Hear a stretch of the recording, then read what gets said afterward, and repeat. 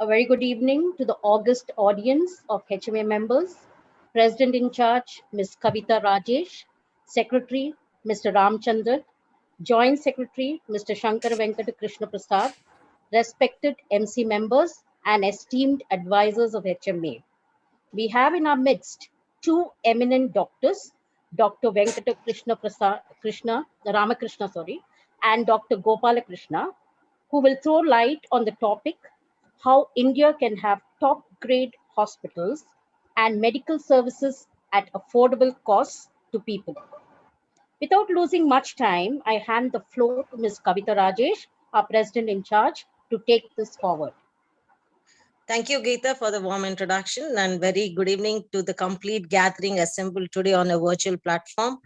The topic, how India can have a top grade hospitals and medical care at affordable cost, a topic which is most relevant in today's times and scenario, as Hyderabad Management Association is a 57-year-old association and the only management knowledge platform for the state of Andhra Pradesh and Telangana for the professionals, academia, and management students to stay abreast of contemporary management practices and even shaping the professionals and its emerging challenges.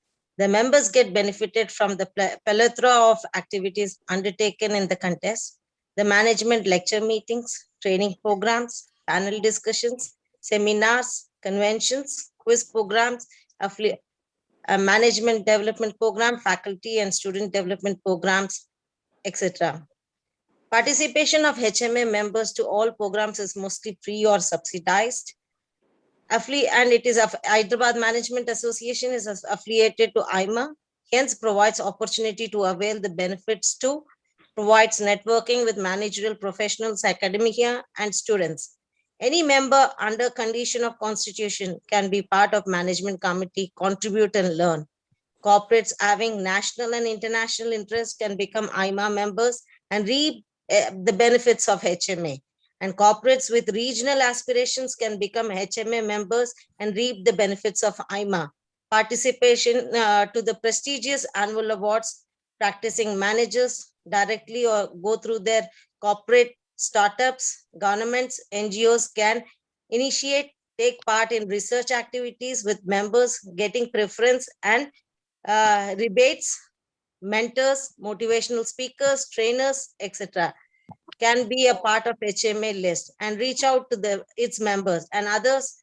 Free registration to HMA members, industry ready. No, only. Okay. The practicing managers directly go through the corporate startups, government, NGOs can initiate, take part in research activities with members, getting preferences and rebates, mentors, motivational speakers, trainers, etc.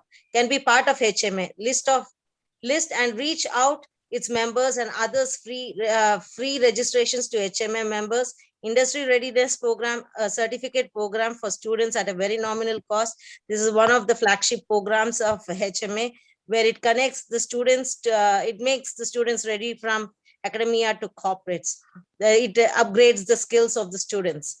The management development certificate programs for practicing managers at a very nominal cost, advantage to HMA members. Today, we are living in a very uncertain times where health and healthcare are at major focus for all the nation around the world. The pandemic, which has created the new normal, have made people to have big holes in their pockets due to the deteriorating health of themselves or their loved ones. In the times like this, we are left wondering what we or government should do to have affordable health care and not to fleece the public. We have two eminent doctors today to help us to understand how they can achieve this goal. I would extremely be thankful to Dr. A. Gopalakrishna Garu and Dr. Venkatram Reddy Garu to accept our invitation to address the August gathering of HMA. So I would request our Secretary Ramchandra Garu to please introduce the speakers. And thank you, sir. Thank you so much for being on this platform. Thank you, ma'am. Thank you, Kavita Garu. It's a privilege for me as a Secretary of HMA to introduce the profile of the two eminent speakers we fortunately are able to bring onto the HMA platform. First is our Sri A. Gopalakrishnan Garu.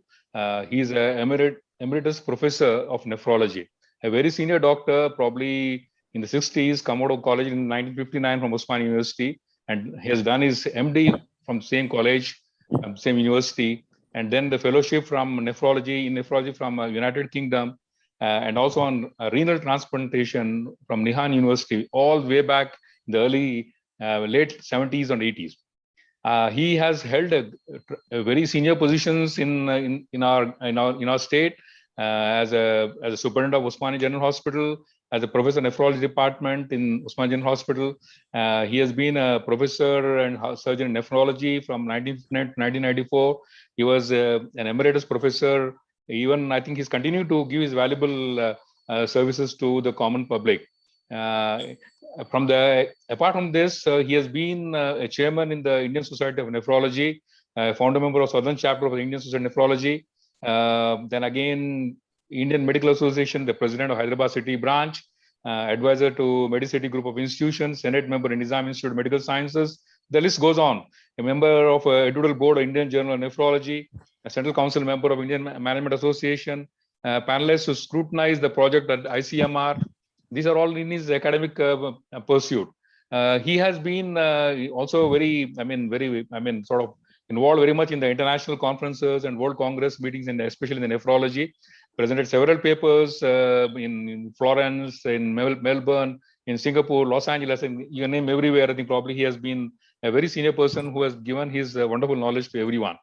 Published more than 30 papers in international journals, especially in the renal and kidney transplantation, and also in Osmania University. And he was a person who has been responsible for starting the DM course in nephrology in Osmania University, and also the DNB examinations course in the Osmania University.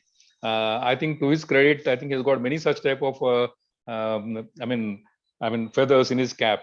He has given several lectures in India and abroad, and has been in the board of several institutions. I think to name them, as I said, probably I'll be taking another 10 minutes to probably read out all his credentials and his capabilities. He is here from Warangal, born in 1936, a very senior gentleman. And sir, we are very privileged to have you today on our board today, on a table today, to probably give your valuable experience and your thoughts, valuable thoughts, especially when the country has been facing a sort of crisis which never has been seen. Most of us did not see such type of crisis. Maybe we keep talking about the Spanish flu, nothing more than that. And the second speaker, I would also introduce, I take an opportunity to introduce him, Dr. Venkata Ramakrishna Garu. He's a consultant spine surgeon. He's presently in the Yashoda Group of Hospitals. He is also a MBBS from NTR Institute of Health Sciences, Vijayawada, MS Orthopedics from Vinayaka Mission. And then he did his fellowship in spinal deformity from Japan, Sapporo, Japan, and has a national fellowship in spine surgery from Sakra World Hospital, Bangalore, Karnataka. He worked in the Department of Spine Surgery in Sakra World Hospital, then later in Hokkaido Medical Science Center, Sapporo, Japan, almost up to 2018, and worked in the Institute of Spine in the Apollo Center at Mysore. Presently, he is extending his knowledge and valuable services in Hyderabad. Sir, we are also privileged to have you here today on our platform. Probably the members and other people who joined this forum today will be greatly beneficial. Mostly, I think probably we'll all be listening to you to know how we should how we should face this crisis, and what should be done. This is, I think, perhaps the requirement. First, I think I'll request our Dr. Venkata Ramakrishna Garu to speak. He has about 30 minutes of time, sir. I'll request you to kindly take up the talk from you. You start the talk, sir, and followed by Dr. Gopal Krishna Garu from 7:20 onwards. Another half an hour for Dr. Garu. Then we will have a sort of any answers, questions, etc. from the audience, and maybe the questions can be taken by you, sir. That would be the agenda that we have right now. May I now hand over the mic to Dr. Venkata Ramakrishna Garu. So please, sir. Thank you very much.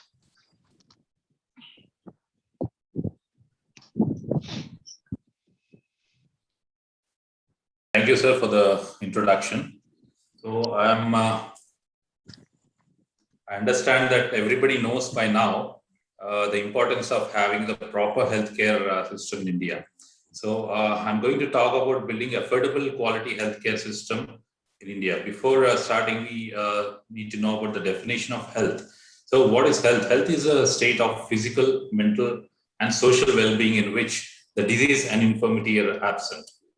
Health is directly proportional to the healthcare system. When a healthcare system in a country is good or proper, with good proper infrastructure and good funding, the population in the country will be healthy. To have a proper healthcare, we need to have a good quality of healthcare, which is affordable to the public and which is accessible to the every citizen of the country. So if you attain all these three, we have a proper health, we are set to have a proper healthcare system. But we, however, face challenges, especially in India, where we have a very low health budget with very poor infrastructure and the low doctor to patient ratio. Added to that, the increasing population makes it very difficult for the healthcare sector to provide healthcare facility to all the individuals in the country. So, understanding the economics of healthcare, we start off with the health insurance. So, two types, the private and the public. Private, as you all know, the premium is paid by the individual who procures the insurance and which covers his health for the future. Whereas in public, it is funded by the taxpayers. It is a single payer system. That means the government pays for the hospital, the staff, the medications, and the laboratory, everything. So there is a specific capping for the expenses of the patient. If you look into the worldwide scenario, coming to Canada, that is run by the public insurance system, which is government-funded healthcare system, which is funded by the taxpayers. In France, it's a non-profitable insurance funds. In UK, it is government-funded, which is a socialized healthcare system. Whereas in US, if you look into the population below 65 years, it is a private insurance. And the single payer system caters to only the people above 65 years and the low socioeconomic group. So the insured public insurance mainly taken care by Medicare and Medicaid. Medicare is funded by the taxpayer group, and the Medicaid is only for the low socioeconomic status group. In the private insurance, the employer is sponsored. Employer sponsored means if you have a company, the employees are sponsored by the company itself.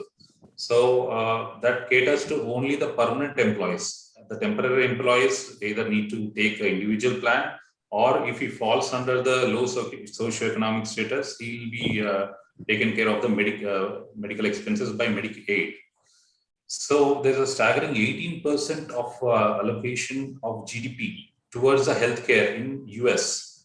Despite having that, there is 20 million of people who are uninsured and has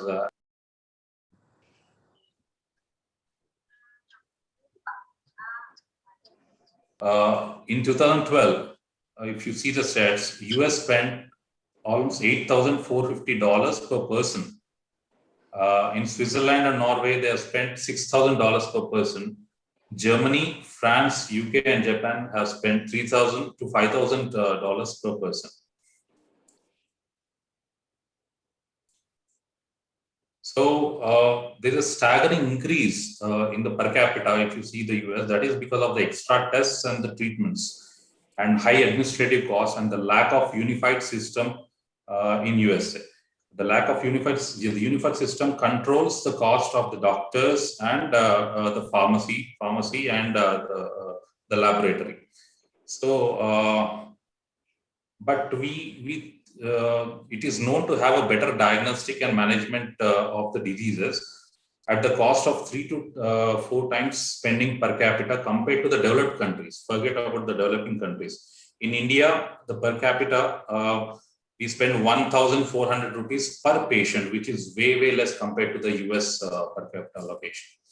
So seeing the insurances, there's more of a private sector insurances in US compared to the other European countries and Japan. And coming to India, there is a very low percentage of health paid by the government and very high rate health paid by the private insurances. But despite of having both the insurances, most of the allocated money goes from the pocket. So the private healthcare in India costs about 4 times more than the public sector. Still, the public gets treated in the private sector because of the lack of infrastructure, lack of accessibility, and lack of healthcare workers in the public sector.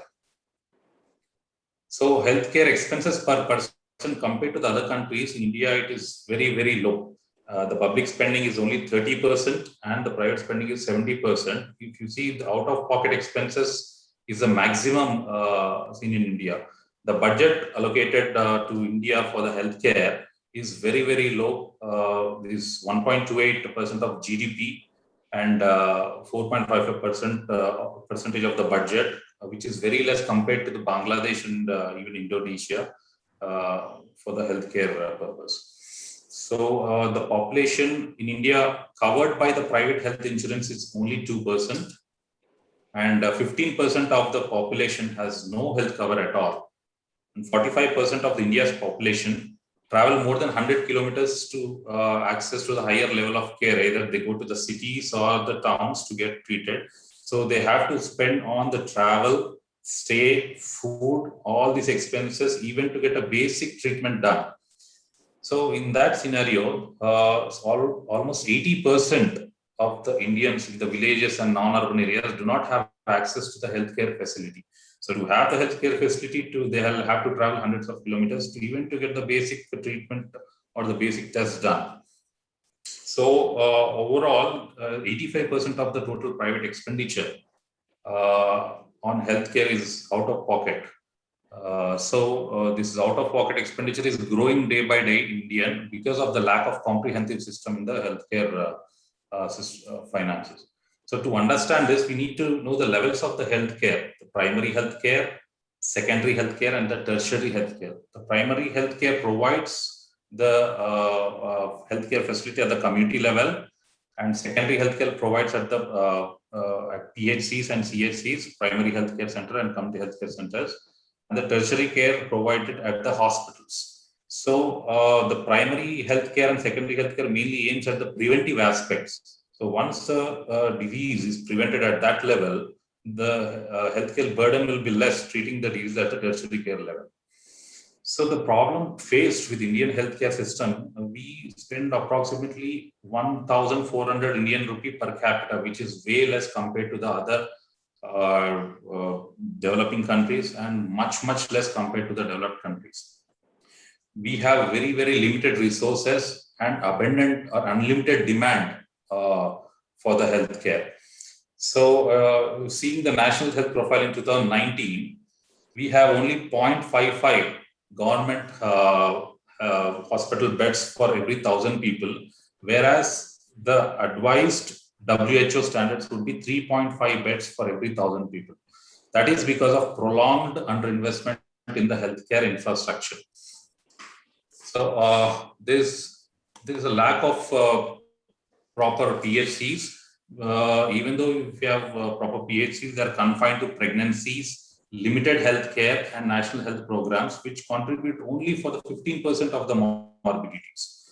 So the rest of the morbidities will be not catered at the early stage. The lack of appropriate training and supportive supervision of the healthcare workers leads to the decreased delivery of the desired quality of healthcare provided to the patients. So that in turn is because of the decreased funding, which is 1/3 of the GDP of healthcare, which leads to the suboptimal healthcare system. The absence of the insurance cover, we have seen in the recent days. There is no insurance cover for the COVID pandemic from the insurers. There is no monitoring for the insurance companies. They're charging extra to cover the insurance for covering for the COVID diseases. Not only that, they're charging 25% increase or the 25% extra for the normal premium for the other categories as well. So there is no capping. And the Indian healthcare system has evolved in a disorganized way, which led to the growth of the private healthcare system by default and not by design. So there's a massive rural versus urban area gap. So 75% of the India is the rural population. In all the rural population, there is only 34% of the doctors and nurses catered. If you see, there's only one doctor for every 1,700 people, and there's a lack of healthcare workers. So 61 healthcare workers for every 1 lakh people. And if you want a qualified healthcare workers, there are only 6 qualified healthcare workers for 1 lakh people. And a certain amount of political element which contributes for having a proper healthcare is whenever the person, dictatorial person or authoritative person stays at the same place from where he'll get elected, probably the development of that area would be much higher and much faster. Coming to the institutions, the lack of teachers in every institution, almost 70% decrease in the lack of teaching staff. So, and there is a lack in the limited number of government seats and the lack of infrastructure for the medical colleges to train a proper medical student. So, a student with a super specialty will take almost 12 years to give a proper quality treatment for a patient. So, in that scenario, when the patient comes out of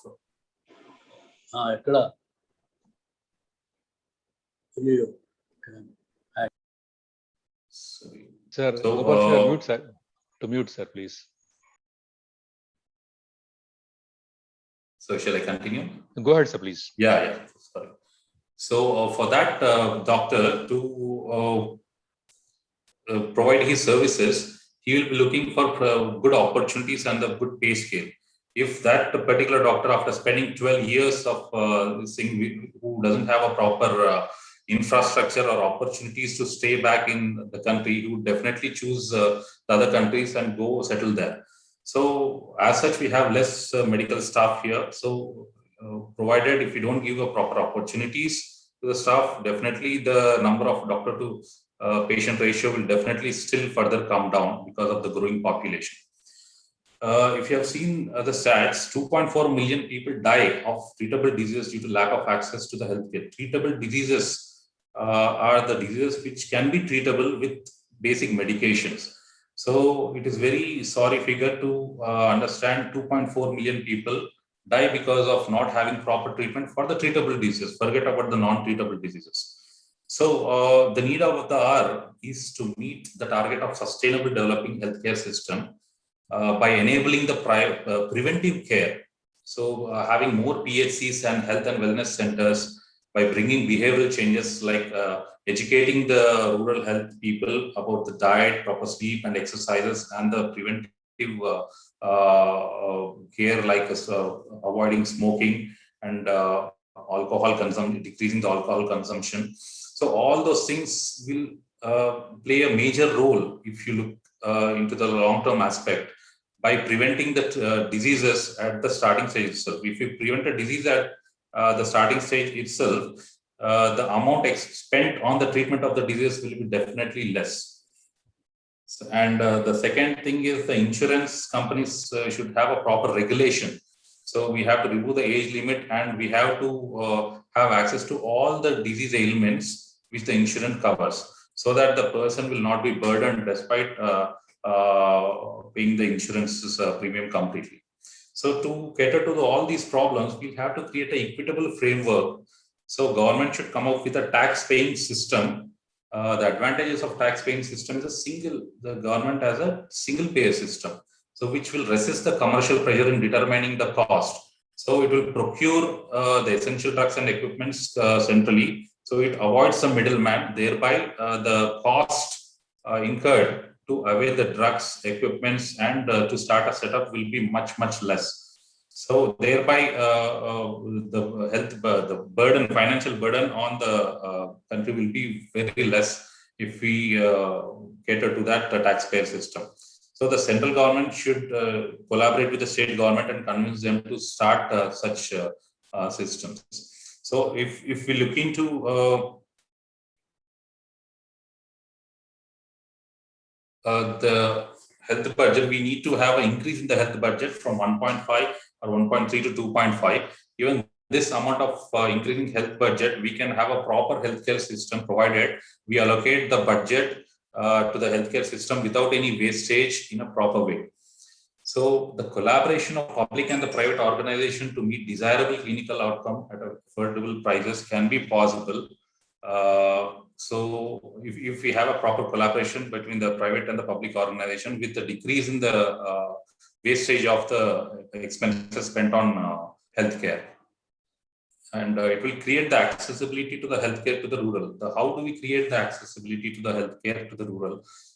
Is by improving the technology. We can start the telemedicine centers at every rural area, wherein the patient can have an access to all the best doctors in the cities to have the online consultation. And we need to set up labs and pharmacies at every rural area at a very affordable price with very, very minimal margin, so that the volume itself will give good profits to the government. Thereby, the person from the rural area will be spending much less on his treatment and will be preventing the diseases at the early stage itself.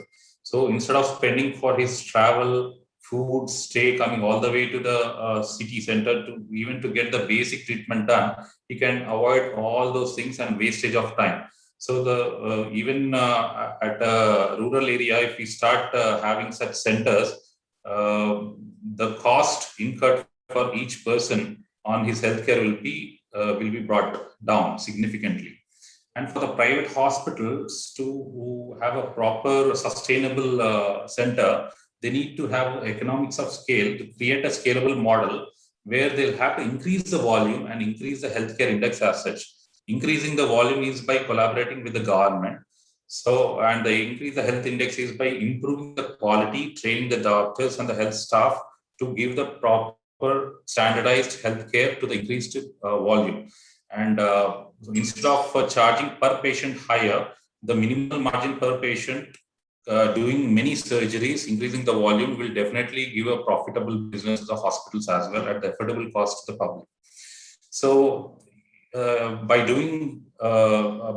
incorporating this method, definitely each doctor will have ample patients to operate on, thereby or treat, thereby decreasing the unnecessary operations, unnecessary admissions, unnecessary lab testings and extra stay for the patient, which significantly brings down the cost spent by the public or the private sectors on the or spent from the pocket of the person as such. And by decreasing the administrative cost with the government support, definitely if say a hospital spends X amount, definitely they'll think of gaining X plus something. So if the administrative cost itself is brought down with the help of the government by having some subsidies, definitely the cost incurred on the patient to have a proper standardized quality healthcare will be significantly brought down. To conclude, the reformation of the healthcare and infrastructure is needed, very much needed. And we need to prioritize our health care and be prepared for the future. Thank you.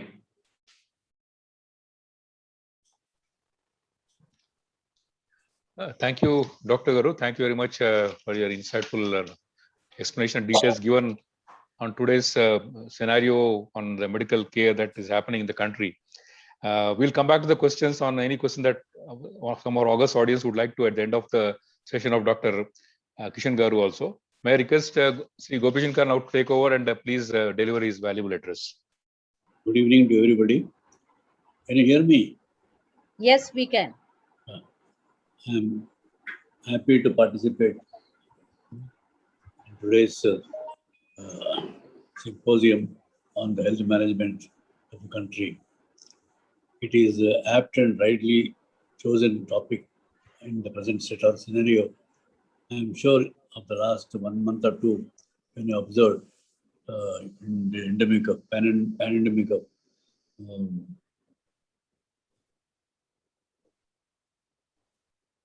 which is prevailing in the country.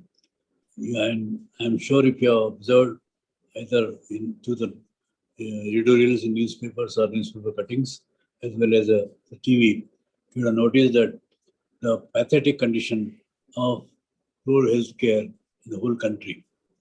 I think that one sentence I can tell you, I'm happy to be associated with you because right from my earlier days at the medical college in 50s till I retired as Superintendent Usmania, that was in 1956, 58, and I retired from Usmania as Superintendent in 1994. I have been involved in the management of healthcare in the different levels of the care, and all through from my right studentship till I retired, I had been only one bane which is to continue that the healthcare budget is too miserable low to give any reasonable service to the community.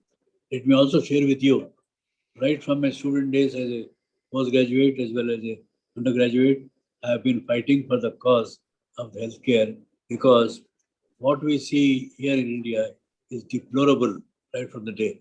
If I can quote Rajkumar Ambedkar, who was the first health minister of India after independence. And from then onwards, she had the dream of having like NHS, that is National Health Service of UK. And then we thought every hospital and every government, wherever it is, should be free. It was a dream, but then it can never be successful because if you look at the budget, right from then even till today, it's more than 70 years that we have passed after independence. Our budget is miserably low as 1 or less than 2%.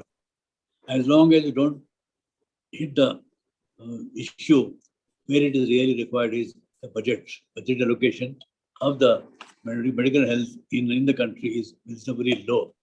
And also I'll tell you, I have been attending many conferences right from a student days till today, and I've been always telling that please analyze the population with the budget you have got it, and you can imagine what will be available money in comparison to the many developing countries and developed countries.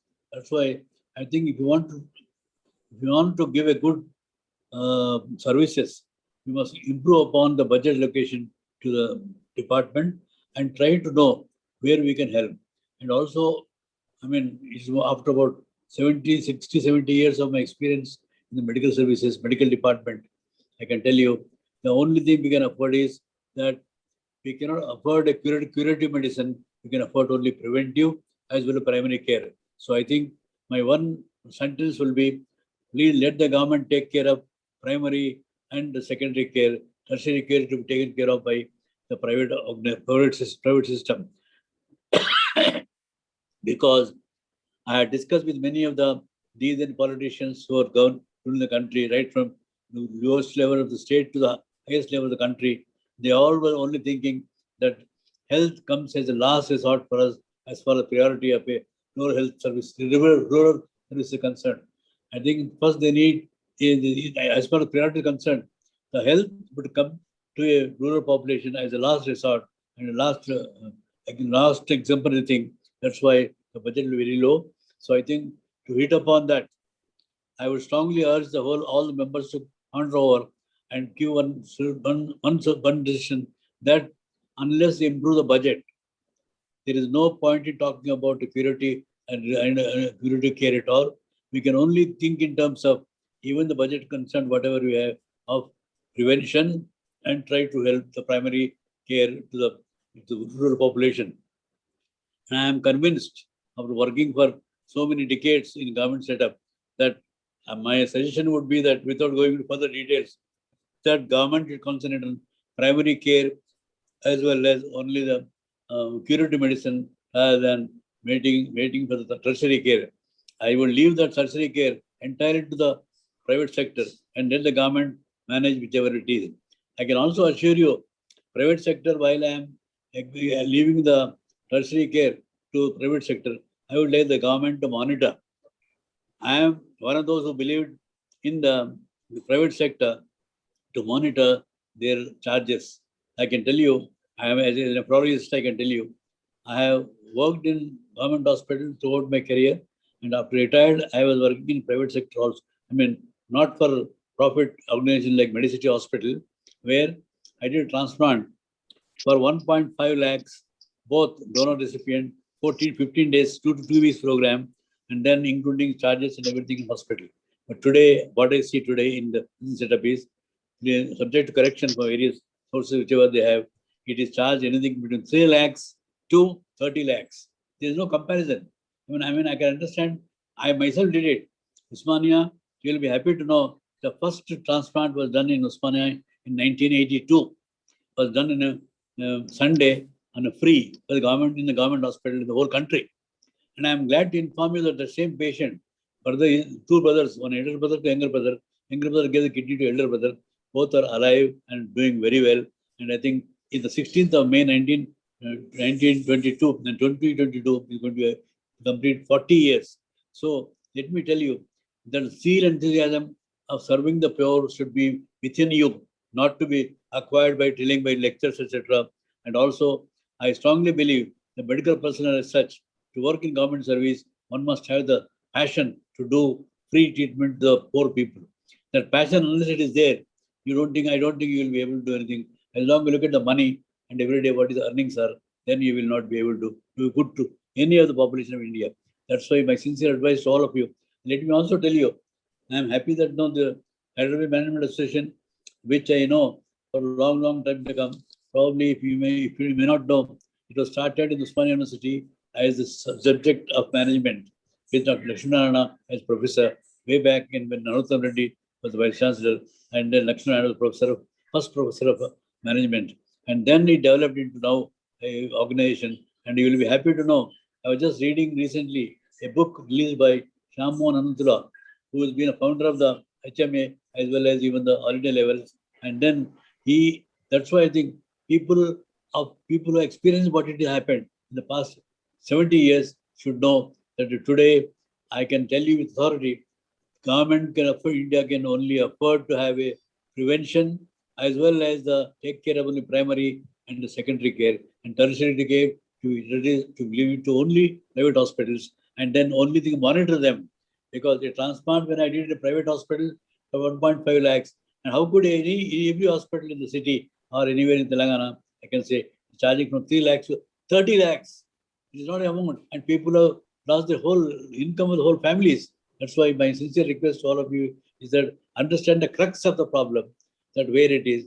And also, I remember Rajkumari Amrit Kaur was the first health minister of Government of India in 1948, 47. Then she thought she will copy just like United Kingdom, where you have National Health Service. NHS takes care of every citizen of US, UK, and also provides every facility. The same was not possible, even though we tried to do it. That's why my suggestion is first look at the budget. What is that you have, how much you can spend, and what you can give. The entered budget, if you see, what we can do is only, I am convinced that, right from my student days till I retired in 1994, I can tell you, it's only prevention, caretaker care, as well as the primary care, that is PS, primary village level primary health care services, only concentrate on that. But I'm sure you have seen a lot of visuals and paper news that know how the PSCs are working in the various parts of the state, different states. I can tell you, it's an apology to service of medical services when we see the PSCs being, they look like a cow sheds. That's why my request to all of you that concentrate on the basics, where we lack, and improve upon it, rather than having a big diagnostic as well as having a very big ambition to have transplants, liver, heart, and kidney everywhere is not possible.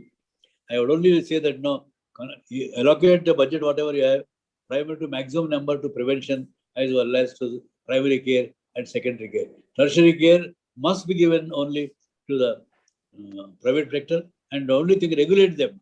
As I mentioned my own experience, that I did after I came back from Osmania, Medicity Hospital, I did a transplant for 1.5 lakhs, 15 days, 2 weeks, 4 donor recipient, all inclusive, doctor's charges, hospital charges. But same I understand in Hyderabad and in many of the cities in Andhra Pradesh and Telangana is from 3 lakhs to 30 lakhs. I mean, it's not a small, I can understand 3 lakhs to 4 lakhs, 5, not fees, 10 times more. And also the people who go for transplant, their whole family is famished. They become absolutely bankrupt. That's why that is the state of affairs today. Today I can tell you, India has never ever looked to primary care and healthcare at all. It's only for the vote's sake. As you know, I think for the vote's sake, you will find a lot of activity in rural areas of primary health centers and district hospitals. But once elections are over, you forget that now that medical people ever exist and people have taken care. And I can tell you, as a fundamental rights of a democratic country, we has to take care first of health, medical, and education. I can tell you, of 70 years of services, government has still grumbling with the health as well, health, medical, and education. You know, every government, every which comes, they give, manifesto of the before election that they will give health care, they will give education free. But you can see it. Forget about any other country. In our own state of Telangana, what is happened to the free education from UG to PG? What happened? Free medical services to any government hospital. And today, it is the worst is that nothing exists anywhere and people are being. And I can tell you, right from Amit Kaur in 1947 till today, I have seen nothing but except, a desperation, a attitude of desperation as well as lack of attention to the governments who matter, the people who matter.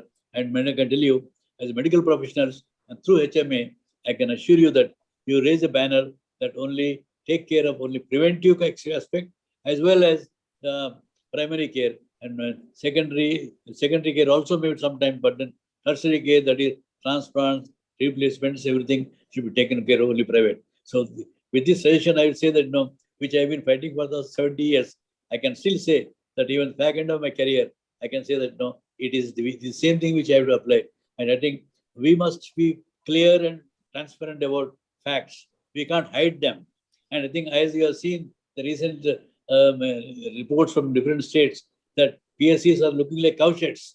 And if that is the state of affairs of 70 years of independence, what do you expect if the same thing continue? But to radically change it fundamentally that we can't afford the tertiary care. We can only concentrate on primary as well as health and prevention of the disease, which is possible, which can be done. And also I can tell you, friends like mine, my friends like M.K. Mani from Madras, who is a nephrologist like me, he has also done preventive work, and he has proved that diabetes and hypertension, if it is prevented in the about 60 or 70,000 population around some villages, he proved that it can reduce it. That's it. You reduce the end-stage disease, end-stage heart disease, clear lung disease, kidney disease, then obviously that will be the best service you can do.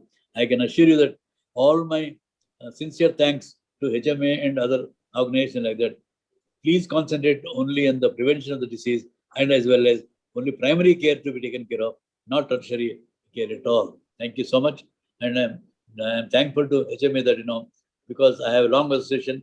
I think probably you may know, one of my cousin, my Shyam Mohan Anantala, was the founder of the HMA, right from the school days when he was, Lakshmanarayana was, the subject was not the Osman University. They introduced the subject when Lakshmanarayana was professor, and as well as they brought HMA and became already organization.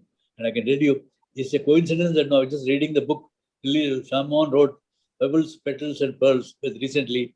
And I think I am happy to note that as going through, like a memory, it was coming to my mind, how Lakshmanarayana managed to meet as well as the university and HMA activities. And today I can tell you, I'm happy to share with you whatever best I can do even now. I was prepared to do it, provided you have the will to do it. I mean, it is a question of, we are not politicians. We are all doctors and professionals and talking brass tacks and facts. And we don't have to please anybody. And because ultimately the bugbear of the democracy is that we need votes. And votes cannot come if we just please them with a sweet talk. That's why what my request is, be pragmatic, be clear, be bold. And boldness will come only if you have got a clear heart and mind, and also a clear character yourself. I think I can tell you, you lose your character when you stoop down to lower things like taking money and corruption. I can assure you, today I can stand before you, even though after 78, now I'm 86 years, but even one iota of any mistake, small mistake, which I have not done in my career, only if I fought for a cause, I also fought for issues, but never individual and not to get anything for me. And with the best wishes to all of you, I'm happy that HMA still is very, I have just accidentally it happened that and also my nephews, after Hari told me that this is happening. So I can tell you, all of us are clear, sincere doctors who have worked in, and fortunately for me, I can assure you, right from the primary health care to Usmania Hospital, I worked, and I can share with you any amount of experience I have in both ways. And I can tell you, I have my best wishes to HMA as well. I am glad to know that which about 50, 60 years back, about HMA started with Ram Mohan Lakshmana, the professor. And today, I am happy to know, accidentally, I just came to know about it. So I've come and met you. And I'm very happy to participate with you, be one with you to say that the government of India should have a pragmatic outlook and not on the elections, not on the mode of how to win votes. The possibility, as a doctor, I can tell you of 70 years that the only possibility for the government as it stands today's budget and little more for prevention and as well as primary care. Secondary as well as tertiary care, 100% should go to government, private, because private organizations should also have a purpose of philanthropic approach. For them, not to make money, you can make it, but then not to the extent what I said is just as experience of my own, how I in a private sector, private hospital after retired, Medicity Hospital, which is not for profit, I did transplant for 1.5 lakhs for 15 days, both donor recipient, and fortunately for me, that patient is still alive, and I can go to it more than 40 years. That's why I think my request to all of you is not through any lectures, but I can tell you, I am only placing my life before you. Say that how best we have to do it, what we cannot do it. And also don't go by. And also let me tell you, now that we are talking about publicly, this present, I was one of the fighters for Telangana movement. I can tell you today, I am ashamed to tell you that today it's become worse than what it was. And also I can tell you, where is the money gone? Where has it gone? I mean, I understand I was told by economists that we are in due for 60 or 40,000 crores. What happened to all that?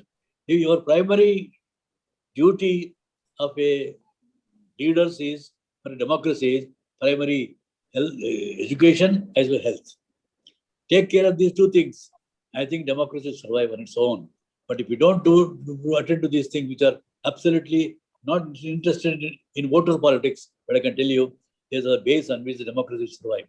Thank you so much for inviting me to be part of with you. With my wishes that I am happy that fortunately I have the obsession of knowing this HMA from before it started in Usman University. And also I can tell you, I'm just reading this book for Pebbles and Petals and Pearls, released by Ram Mohan recently. And I think I tell you, HMA has done a good job from then. Then I was talking about quality control, all the things. But let me tell you, you're doing a job and do it well. And people like her always admire you and always say that my best wishes to all of you, but all the best for you in your success. Thank you so much. Jai Hind. Jai Telangana.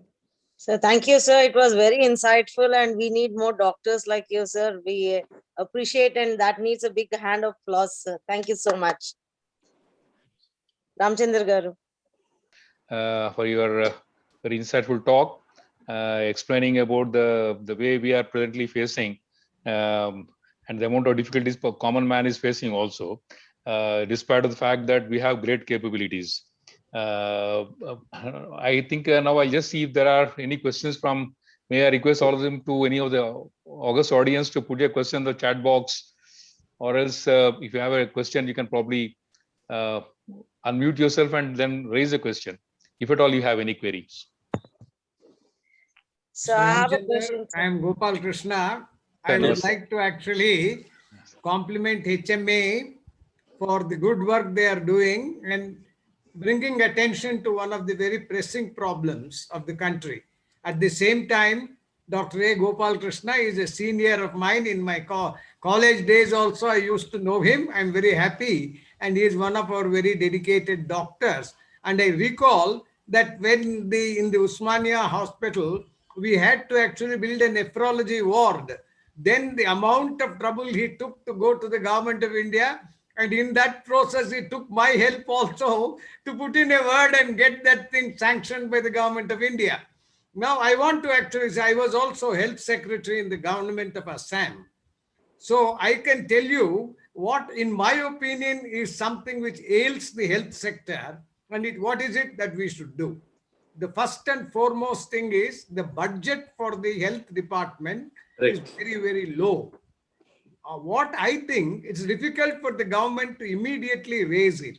But my suggestion to the government would be, if every year 0.5% over whatever we are spending if you are spending 2.5% to 0.5% every year, so that over a period of 5 years, at least we would have actually considerably improved our entire infrastructure. The second important thing I think is we have given very little attention to the preventive aspects of medicine. So that is the very second important thing that we should not forget. The third thing is we must look at the profile of the patients. Elderly people, women, children, and then people suffering from chronic diseases. So we need to actually look at what are the arrangements we are making to the most vulnerable sections of our population. This is another very important thing we should not lose sight of. Also, at the same time, half the problems arise because of poor diet, poor water, and sanitation. So alongside with it, what is the allocation we are making for them is also extremely important in my view. And more important than all these things is that we must ensure that the mobility is there. Also, all the instruments, everything is available. And as Dr. Gopal Krishna said, the primary and secondary health is very important. But at the same time, we must also have certain institutions of eminence, like the All India Institute of Medical Sciences, like the NIMS here. Unless we have some of them where experimentation can take place, people who want to be at the top of any profession are also provided an opportunity. Now, today, you look at it, Dr. Nageshwar Reddy has come, and since the Asian Institute of Gastroenterology was set up, now we have a large number of gastroenterological things coming up. So one good corporate hospital, we see several corporate hospitals, because the example that one has set up is something which will actually inspire other people also to do it. Also, at the same time, we should not forget the other indigenous systems also of medicine.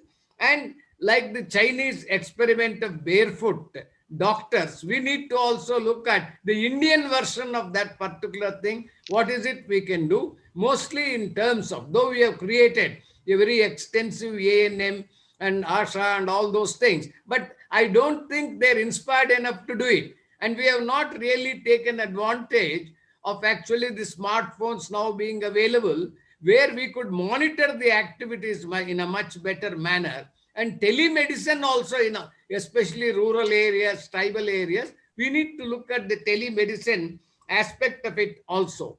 And in big hospitals that we construct, at least the outpatient to be separated from the inpatient, and then specialized depending on the type.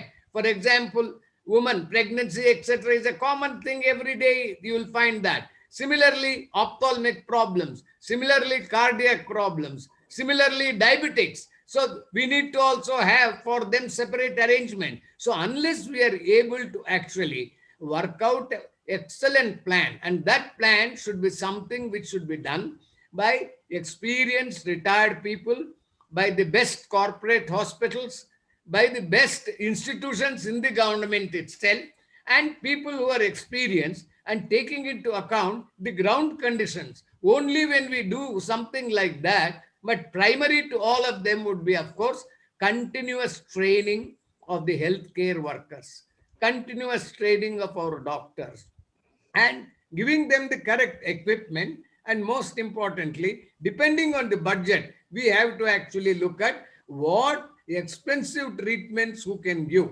The rest of them, we must see how we can actually. And one of the most important thing is the distribution of medicines, particularly for chronic persons and for normal this thing. What is the arrangements we are making? Having built up an infrastructure in the rural areas, we need to utilize that infrastructure to the best extent possible. These are some of my things. I am not a doctor, but I come from a family of doctors.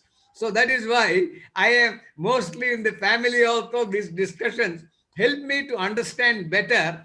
And I take the pride that in Assam, I was the first person in those days doing actually anything new was considered very big. And I sent one doctor for actually look at keyhole surgery for the first time when it was done in Mexico. We sent one Dr. Jaman from the Dibrugarh hospital to go and study it. similarly, in the tea gardens also we made some experimentation and we built a very big Guwahati Medical College. All this I am telling you because it's a long journey that we have to follow.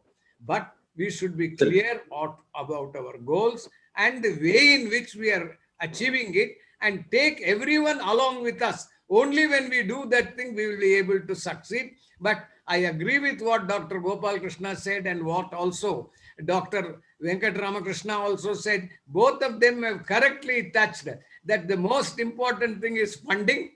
Two is the people who are vulnerable.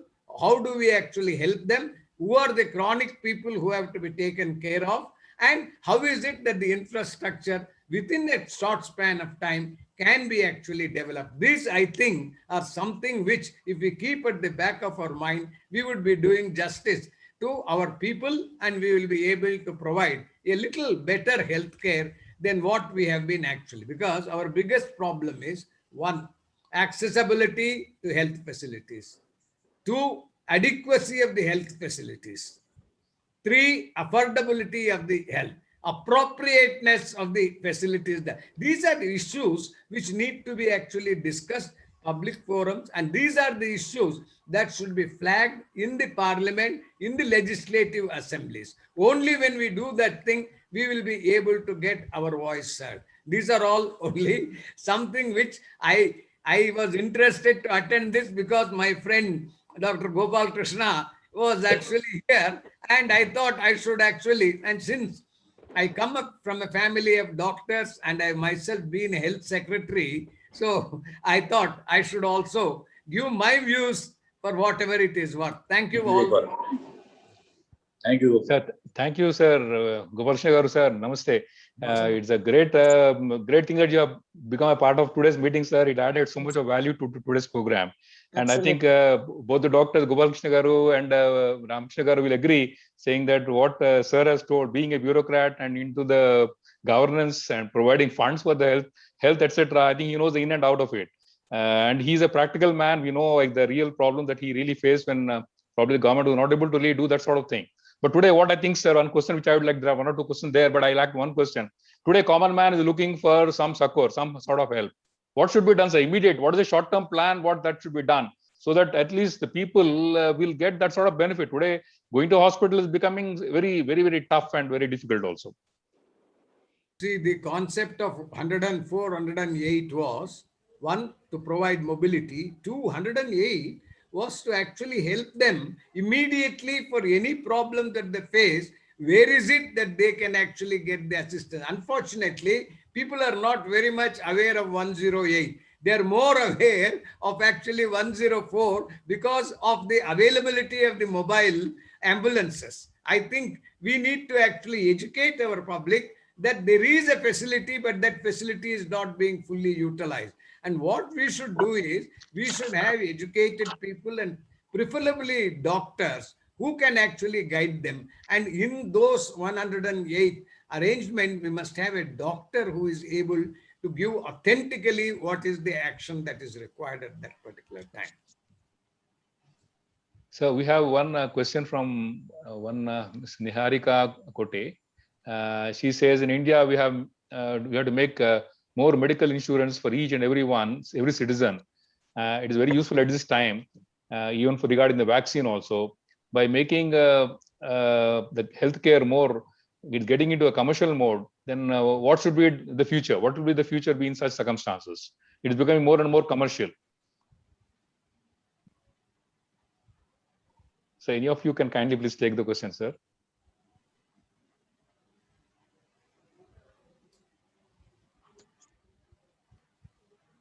Venkat Ramakrishna Garu, will you please answer the query, sir? Yes. So this is about reducing the cost of the medical expenses. That is what we're all dealing about till now. So as such, the administrative cost of the hospital, if it comes down, say if you take a small nursing home, to run a nursing home, for example, forget about the corporate sector, it deals with many, I have to get into many aspects. So to run a small nursing home, if you have to spend, say this pandemic, so many nursing homes have come up to cater to the COVID treatment. So if the cost incurred for the nursing home to give the health facility to such patient is really high. In pandemic, you see even the oxygen availability, everything is available in black. So the proportion 10 times the amount they'll have to pay for the oxygen. And the cost for the healthcare workers, the demand is really high. They're asking per day. And so if the hospital has to spend an amount of 3 or 4 times what he's catering initially, if he has to buy oxygen cylinders at this point of time, he has to buy in black. So if a person or the institution is getting sourced with such an high cost, definitely the cost incurred to the patient will be high. So if the hospitals are well prepared in advance, anticipating the pandemics and well equipped initially with the low cost and form institute with the low cost and low effective administration, bringing the administrative cost, definitely the cost to the patient will be low. So we have spoken about the scalable this thing, economics. So if you consider a corporate hospital, so the maintenance for the corporate hospital will be really high. They collaborate with the government and get some subsidies on their equipments or the drugs or the instruments or implants. Definitely, they can bring down the cost to the public. So in collaboration with the government, the cost will be definitely high if the number of patients treated by the hospital will be really high. Instead of treating one patient and charging him more, treat 10 patients with the minimal margin, and definitely the profit to the hospital will be good enough to sustain the institution. So in that way, probably scalability, if you look into, will benefit in running the hospital organization. So we have to create a scalable model to improve the affordability of healthcare to the public. Thank you, Doctor. I think you have answered it. One point, I think, sir, is it that that some unscrupulous elements are taking advantage of today's desperate scenario also? Yes, definitely. It's not as Gopal Krishna sir told, it won't happen all of a sudden. Everybody should have that zeal to do service to the public. Each and every practitioner or the hospital person should have that empathy towards treating the person. In that case, only the system works. If everybody wants to take an advantage of the situation, right from the insurance companies to the hospital, definitely it will be a big burden to the patients. They'll have to sell their properties to get treated. And in this panic situation, people are ready to shell out whatever they have to save their lives. So in this situation, I think it's wrong on few institutions to charge exponentially high from what they're spending. So that has to be monitored, and proper capping has to be done for the hospitals to charge the patients. So I think we cannot blame the whole organization as such. But yes, few institutions are charging very high, taking the advantage of the situation, including the insurance companies, where they won't cover the COVID asset. So people who are insured also, they'll have to pay extra money to get the treatment done in the hospitals. Okay, is it possible to ask a question, please? Yeah, please go ahead. See, the only point here is today the government of Telangana has listed out very clearly where people are really talking about scalability and with a single window. Even if despite what has to be charged for the inverter, what has to be charged for ICU or high dependency units, even despite the fact that the biggest names have never charged that amount, but went on to charge exceptionally very high. So we may talk how long we may debate indoors or amongst the academicians, where we can keep on coming with entire part of it. But the most important thing is when an internationally pandemic crisis which is happening all over the world, and where to some extent in a state like Telangana, where the lot many individuals can take examples from leading philanthropists, where they can come forward, especially from the hospital side, and trying to make sure that, like, let it not be a synonym, like, people who are going to hospital are not coming back. So who is responsible for that? So how much, basically, with highest regard, Mr. Gopal Krishna say that I charge 1.5 with 15 days of inpatient, and it is currently, that can be debated, but, where he had maybe highest amount of integrity towards his fraternity, and he could charge less, and today the people are looking into commercial sense. And Dr. Venkat Ramakrishna really points out that, like the where because things are not available, and the certain people are charging more. So the most important thing is the government has put a rule, people are not following it. The central government has laid on certain rules, the state government don't follow it. The central government says Arogyasri can really help for the poor people. The state government doesn't even include, even I don't believe what is the latest decision, we don't know. So today, there's one of the participants says insurance can play a role. Yes, insurance can play a role. There are certain companies, even in certain, the topmost of the insurance companies today are not understanding what exactly a middleman's savings goes under the entire process. The kind of terms which have really come into point, where people are being charged, with a new names. Basically they want to charge as an inpatient expenses. They will not pay PPE kit, they'll not pay consumables, which are something else.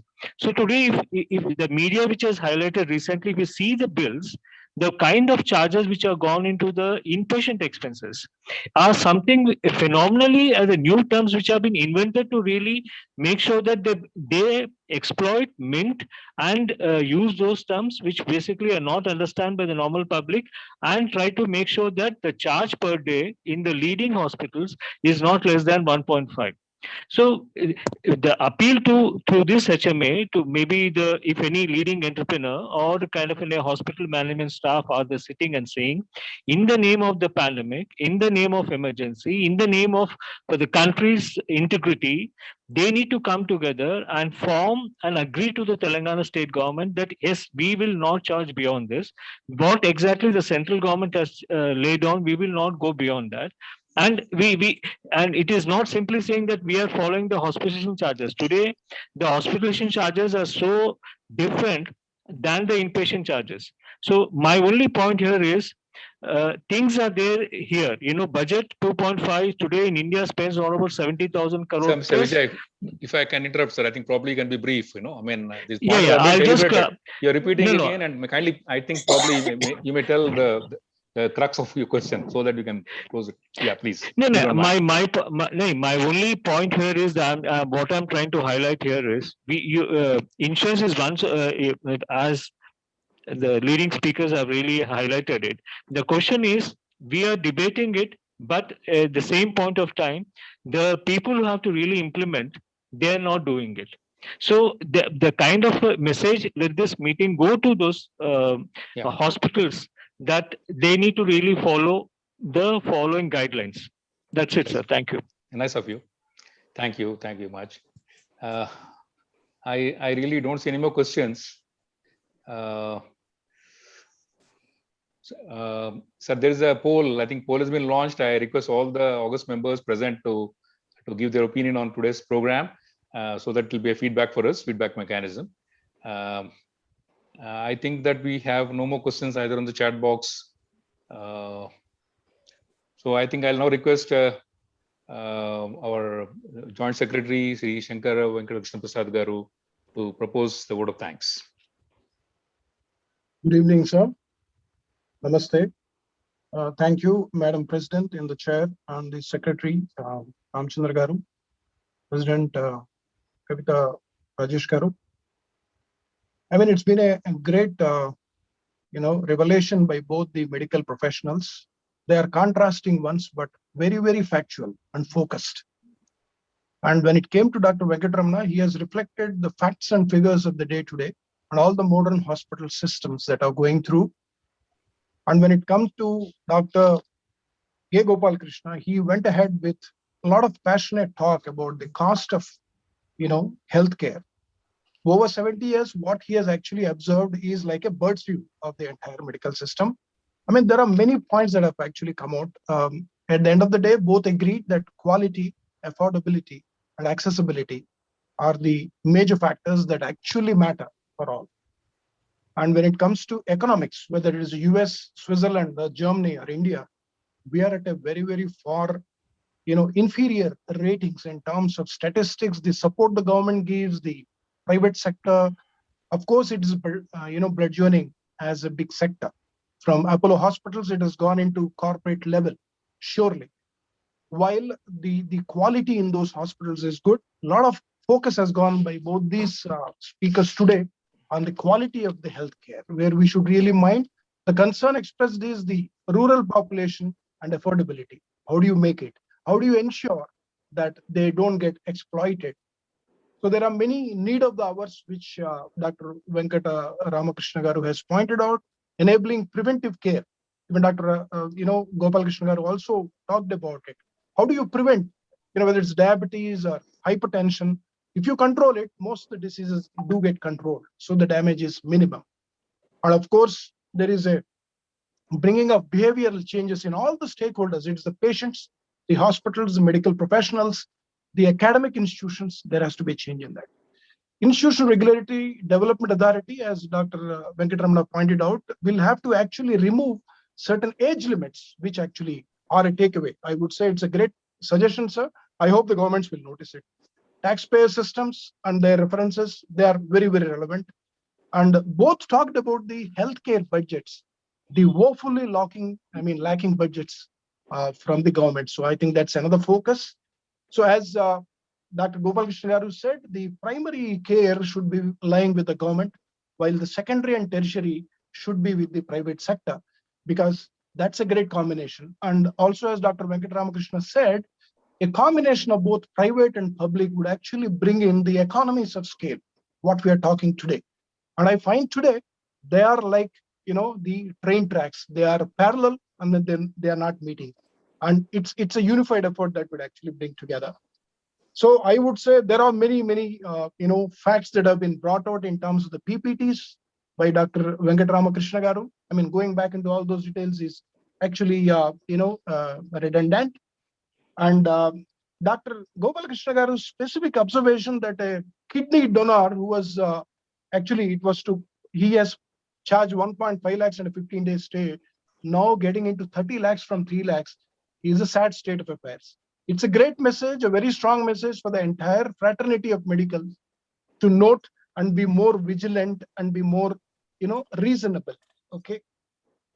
And in terms of the government's, their plans from UG to PG never taking shape is a fact, all of us, for us to see. I think each of us will have to actually come together to, make the things work. I think more than me, it is a word of thanks by M. Gopalakrishna Garu, the former health secretary, who has brought in fantastic points.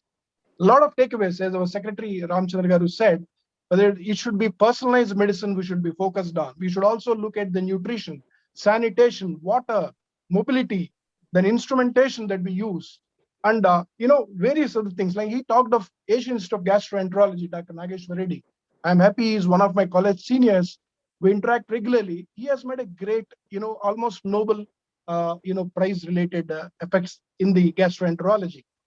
And as he very rightly suggested, we need to take advantage of the smartphones that we have right now for the healthcare, whether it is ECG or even anything that we have. A lot of things are happening in telemedicine now.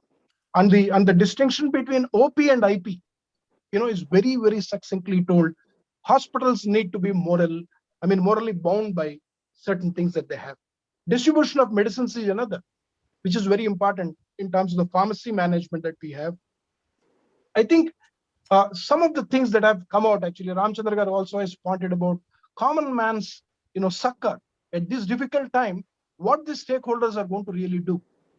There is a great interaction that has happened today, I would say, and there is definitely, as Ramchandra Garu pointed out, a possibility, and we are seeing it today, of unscrupulous elements taking over the COVID-related activities.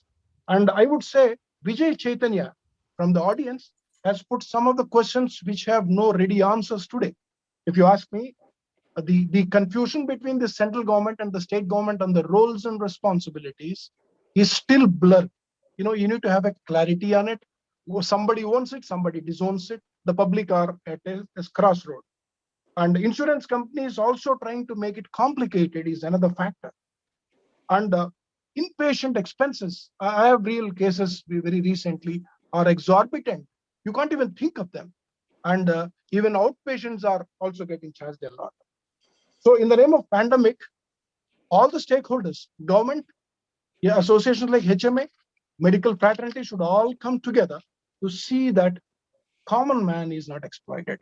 At the end of this, I thank everybody for visiting this evening and being a part of it. It's a very valuable focus that have been brought by both Dr. Venkat Ramakrishna Garu and Dr. Gopal Krishna Garu.